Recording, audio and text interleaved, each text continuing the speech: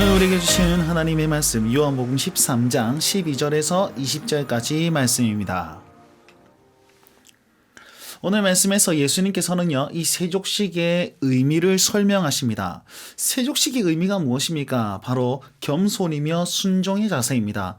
그것을 보여주시면서 너희들이 나를 본받아라. 내가 너희들에게 이렇게 행하라고 내가 먼저 본을 보였다. 이렇게 말씀을 하시거든요. 먼저 이렇게 얘기합니다. 예수님께서는 아는 것과 행하는 것이 동일하게끔 하기 위해서 내가 이것을 행한다라고 말하고 있습니다. 성경 말씀을 보시면요, 내가 너희에게 행한 것을 너희가 아느냐? 아는 것을 물었죠. 왜 이런 의도로 행하는지 너희가 아느냐? 왜 본을 보이는지 아느냐? 그것은 너희가 행하게 하려 하는 것이다 라고 말하면서 너희가 행하고 알고 행함으로 복을 받게 하기 위해서 내가 이렇게 먼저 행했다 말씀하십니다.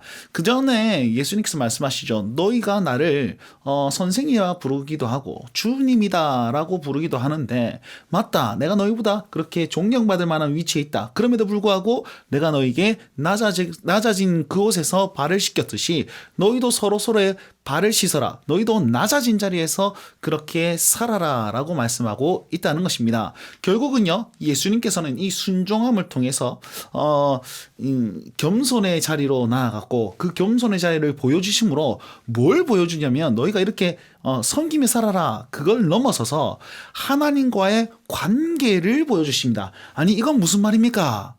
그냥 서로 섬기라 그렇게 얘기했지 어떻게 관계까지 이어나가는 것입니까?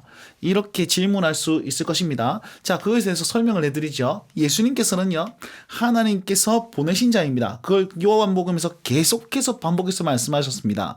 그래서 하나님의 그 말씀에 순종함으로 말미암아 하나님의 대표자, 하나님의 대리자의 역할을 감당했단 말이죠. 그래서 나를 보면 하나님이 보인다. 나의 말은 곧 하나님의 말씀이다 라고 얘기했단 말이에요. 그러면 이제는요, 자기가 순종의 모습을 딱 보여주면서 제자들에게 너희도 이렇게 살아라 라고 말씀하신 것은 제자들에게 나를 본받아라.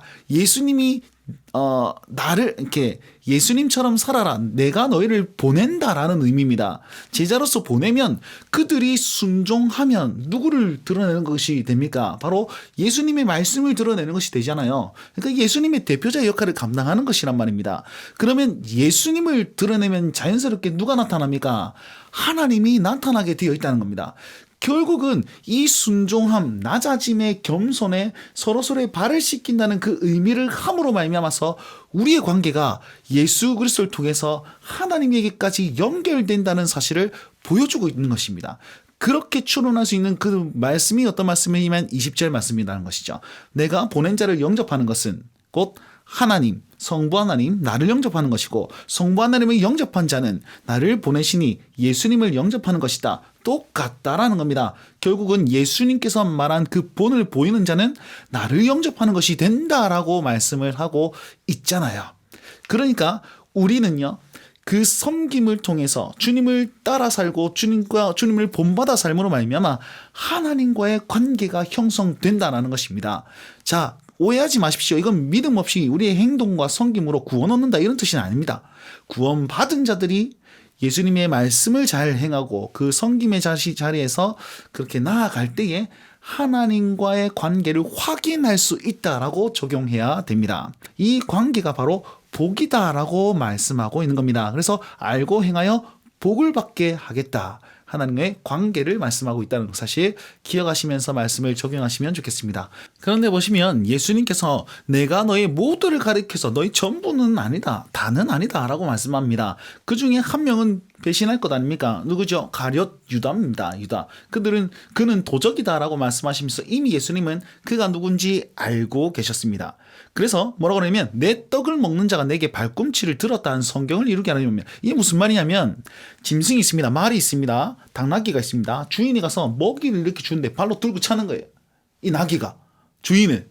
그 격이 된다라는 것을 이 시편 말씀인데 그런 이미지를 이렇게 보여주고 있는 겁니다. 그래서 이 가룟 유다는 예수님께서 이게 먹였는데 예수님의 발로 들고 차는 그런 원수다라는 것을 예수님께서 말씀하고 있는데, 배신자를 알고도 곁에 두는 이유, 첫 번째는 성경 말씀을 응하게 하려 함으로 하나님의 그 말씀을 말씀답게 완벽하게 하기 위해서, 두 번째는요 내가 그인 줄 믿게 하려 함으로.